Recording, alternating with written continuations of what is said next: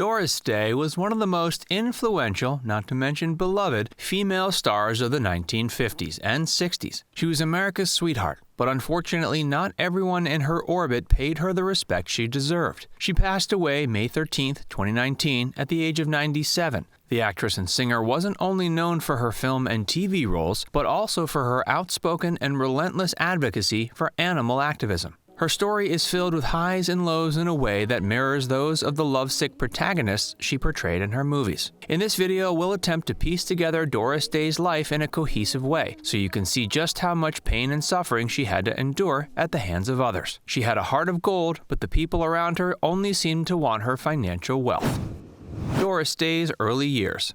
She was born Doris Mary Ann Kappelhoff in 1924 in Cincinnati. Her father was a choir master and accomplished music instructor. But when she was 10 years old, Doris discovered her dad was having an affair with the mother of her best friend. This discovery had a profound effect on her and contributed heavily to the fact she struggled so deeply to trust the men in her life later on. Doris didn't always dream of becoming the celebrated singing star she grew to be. In the mid-30s, she formed a dance duo with Jerry Doherty. It was her first desire to become a professional dancer, but in 1937, a freak accident happened that snuffed out that dream. After getting into a severe car accident, Doris was left with 2 badly injured legs and shattered prospects of making a career in dance. That twist of fate eventually became the motivating factor that led her to hire a vocal coach so she could take her singing more seriously. Hey, if you're enjoying this video so far, make sure you give it a like and subscribe to Facts Verse if you haven't already. And stick around to find out all about Doris's string of abusive marriages. Doris finds love and a new name. 2 years after signing on with Carlin's Carnival radio program as a vocalist, young Doris captured the attention of Barney Rapp, who helped to not only coin her stage name, but also get her career off the ground. While singing with Barney's band, Doris met her first husband, a trombonist by the name of Al Jordan. He was 7 years older, but that didn't matter to her. She was in love. At first, Doris actually thought Jordan was a bit of a creep, and her mother certainly didn't approve of their relationship. But Doris had her mind set on settling down and starting a family, so she and Jordan tied the knot in 1941. Things went fine until Doris announced she was pregnant. Then everything started going downhill. Jordan wanted her to have an abortion, and when she refused, he started beating her, hoping she would instead have a miscarriage. Despite this campaign of violence and manipulation, she gave birth to a healthy, happy baby boy she called Terry Paul Jordan in 1942. She subsequently kicked his father to the curb and filed for divorce. It was later determined Al was a paranoid schizophrenic. Doris Day's rise to the top.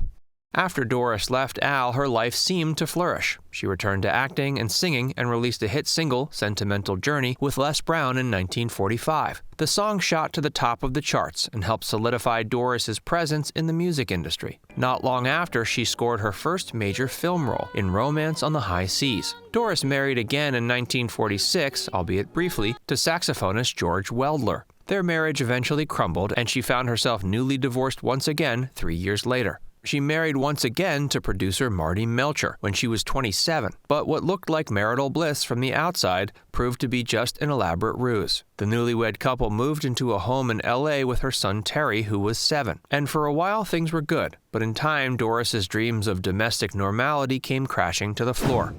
The tides change once again.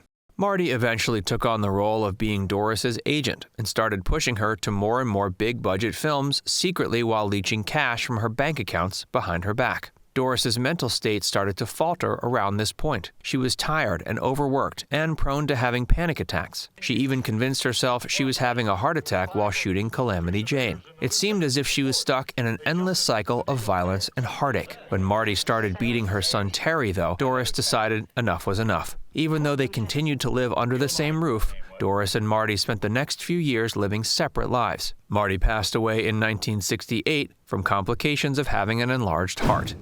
Marty's abuse continued after his death.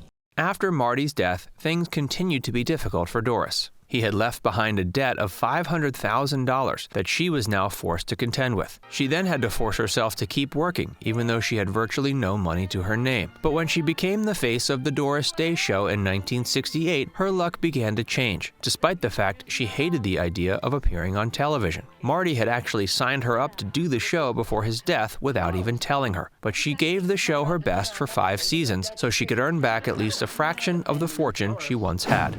Doris finally gets paid.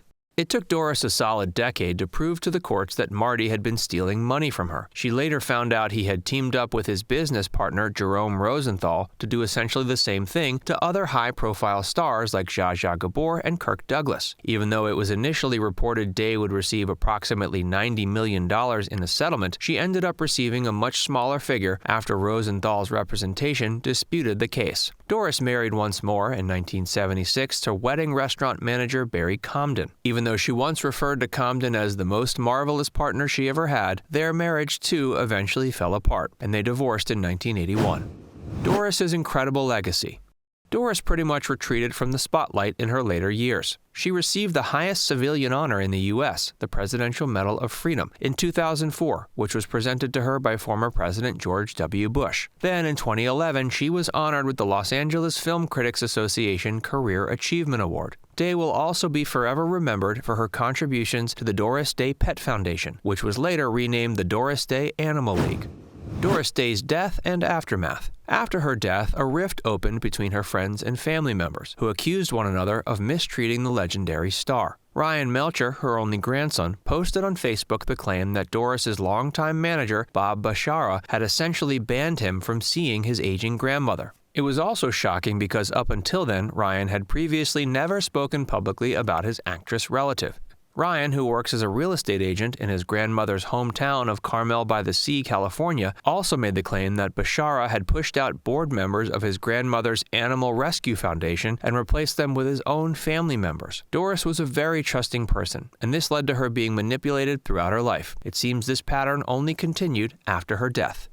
Now it's time to hear from you. Which one of Doris Day's films do you like better, Pillow Talk or Calamity Jane? Let us know what you think in the comments section below. And before you go, make sure you give this video a like and subscribe to Facts First if you haven't already. Click the bell icon to stay updated on all our latest content.